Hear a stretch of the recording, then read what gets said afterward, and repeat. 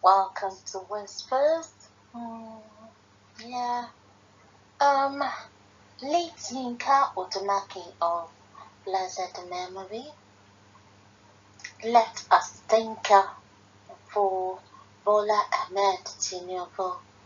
If you can recollect the buhaha about his age and all the drama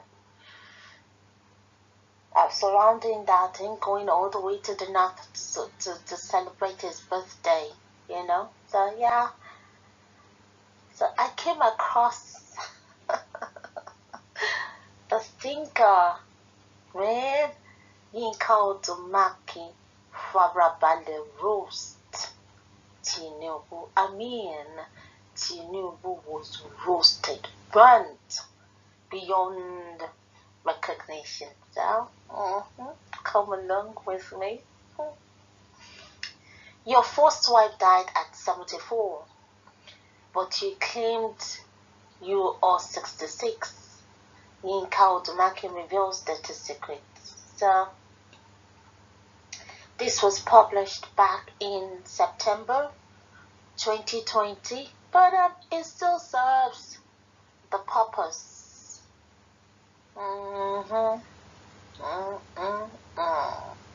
Now, there goes nothing.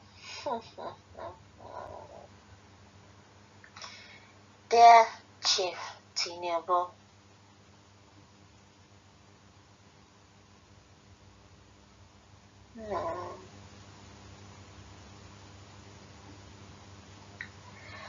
wow, this is a long one, guys. Oh my god. Oh my word. Okay. So, there goes nothing. Come along with me, dear Chief Tinubu. I have always wondered why these intellectual almajiris around you always attack me under fake names. They are either afraid of me or don't believe in you to risk their names doing the dirty job for you. Well, we know many of them had to hold worse views about you than us, but for the free money they've been accustomed to from a Robin Hood.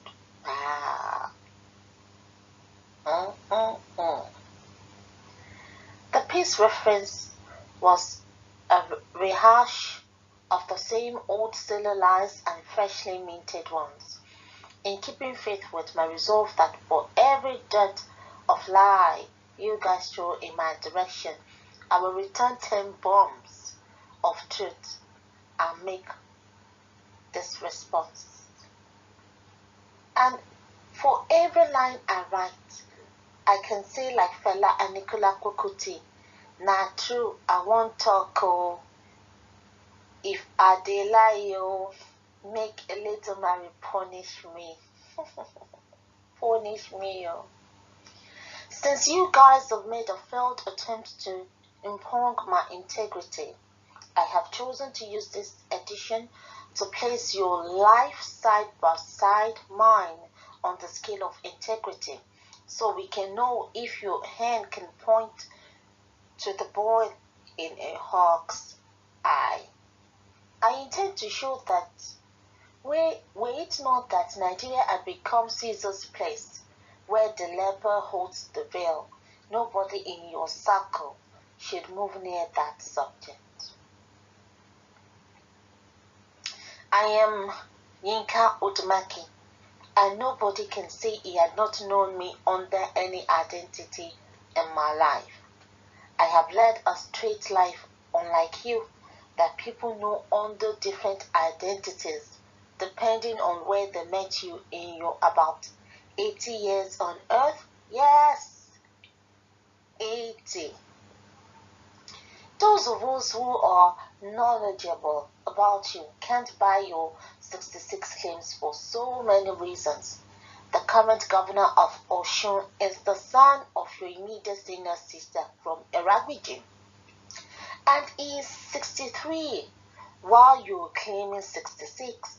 Your first wife died in Lagos recently, unannounced at 74, when the son she had for you died many months earlier. His age had to be doctored to fit into the life that you live. And there's a photograph of yours at the Palace of Shun of Ogumosho in 1974, when the current monarch was installed with a bottle of beer and a packet of cigarettes in your front. You mean you were 20 when you were drinking and smoking in the palace? There is no school I have attended in my life that my classmates will not come out in droves to say, yeah, we were there together.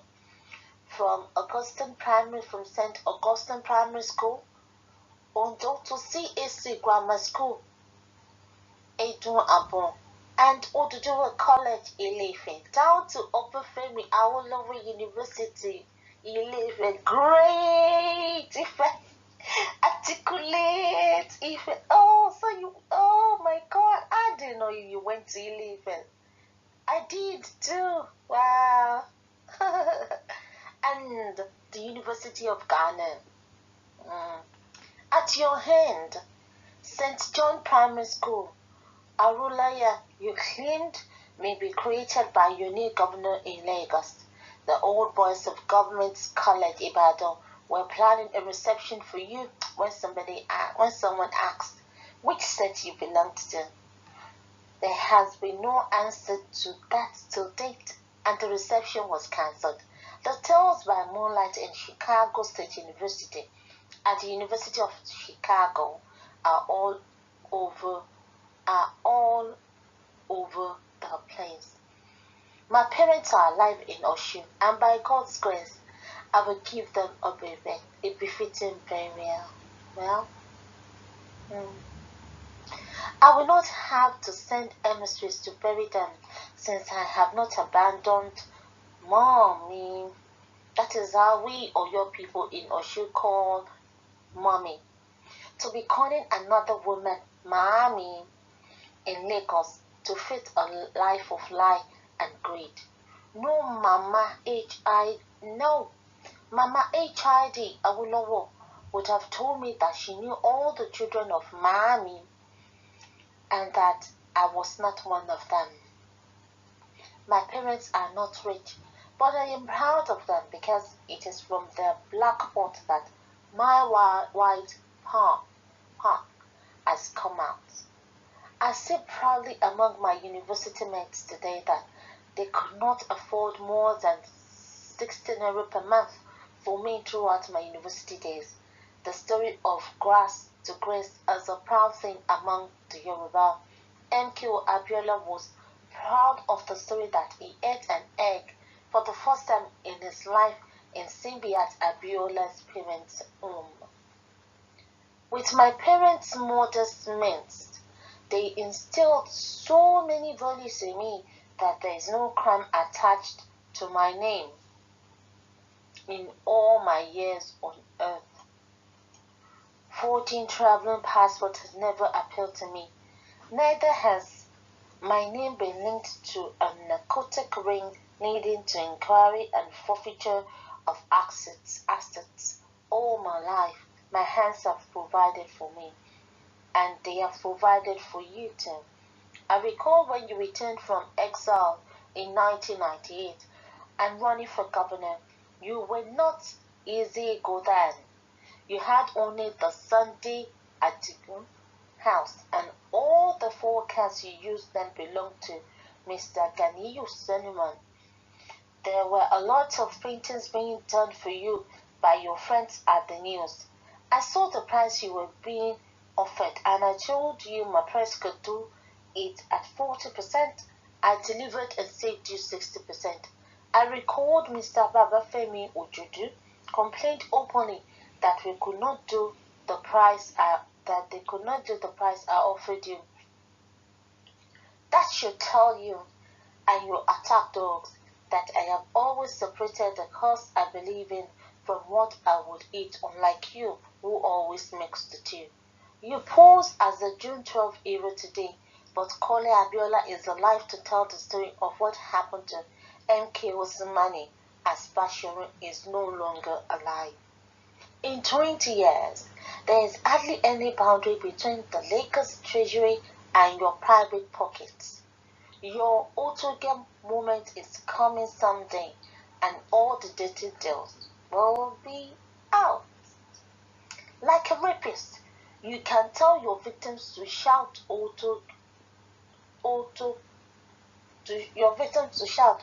autogame for as long as stolen funds and drug money rule Lagos politics. I have noticed that because you and your followers have no abiding principle and you're driven by only lust for money, you assume it is so for everyone. You're being glued to the lowest of all spirits. Money makes it difficult for you to make the right judgment about people thinking they are all about money. Was it that you didn't have money when I told you in December 2006 that it was over between us politically? Have I ever looked in your direction?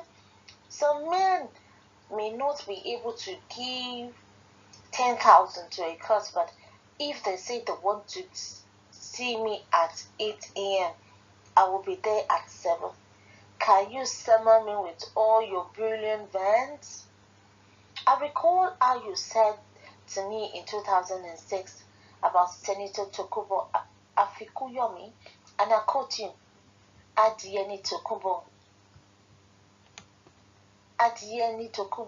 ní àgbàdo fún Adieni Tokubo, ní àgbàdo fún àpàdà. Tokubo is a fowl, throw coins, and it is a U-turn. Has he now turned his back at you today?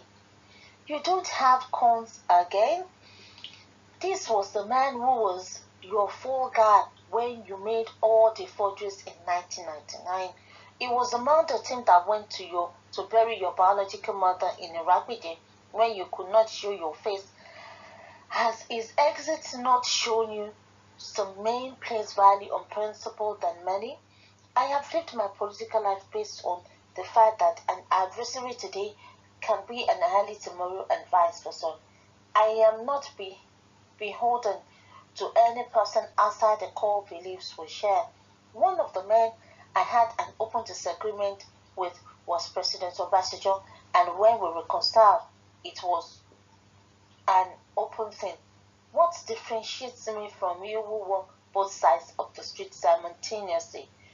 You were the Nadeko and also in bed with Abacha, through whom you forged a friendship with the Changos, who are your business partners to date. The political baboons around you would hold you out as an anti-third term person today, but you know what happened between us on May 2nd, 2006. We had a meeting at the airport in Lagos where you were dictating the communique against the third term, unknown to participants that you were at a meeting till the wee hours of that morning to work the third term in another way. I was reading the communique at the press when you called me. I gave the phone to late Reverend Tuji Adibiyu, but you told him you wanted to speak with me. We didn't get to talk till late in the night. I had with me in the car as you spoke with me from VGC to Ikeja, then President of Egbe Omo Yoruba in North America, Mr. Odusoya. Let me quote you verbatim. I hope you've not released that communique. We need to manage this third term carefully. Obasanjo is a blind cat. If it causes a problem now and they kill one Yoruba graduate in Kano, we will kill 200 people selling onions in mile 12. It is not equal. I am therefore proposing that we have a win-win situation. Instead of an outright third term, we can have the confirmed recommendation of 1 6-year tenure, starting with the incumbent having 2 extra years, and so with we the governors. We can use the 2 years to empower people like you and hand it over to one of you. I have asked General Alani Akinriade to come, and I am going to meet Professor Yinka to discuss it. I want you to think about it. I told you as a matter of fact that the proposition was unreasonable and there was nothing for me to think about, as I would prefer an outright third term where we would have elections to automatic 2 years extension. But my eyes were open to how unreliable you are that night. Here was a man dictating communique against the third time in the morning, having this conversation with me at night. I made up my mind on you that night. The conversation I had with you minutes after Funsho Williams was killed, and the way you handled your secession made me to sever political links with you within 6 months. Wow. I mean, this is a lot. It is dirty secrets. So, bat. Àdán olójú méjì náà ni ṣekúṣẹyẹ. Well, Yinka Odumakin of blessed memory sums up bat. You can call it bat. Àdán ò ṣe nǹkan dáadáa náà, ṣekúṣẹyẹ làdán náà. Even in animal kingdom. Kò kí ń ṣe kókò kí ń ṣe ẹyẹ is both. So, Rojale Kuku. So there you have it, guys. So they are all in it. We can't go. These are the people toying with our lives. How dare them. So guys, until I come your way again. Bye.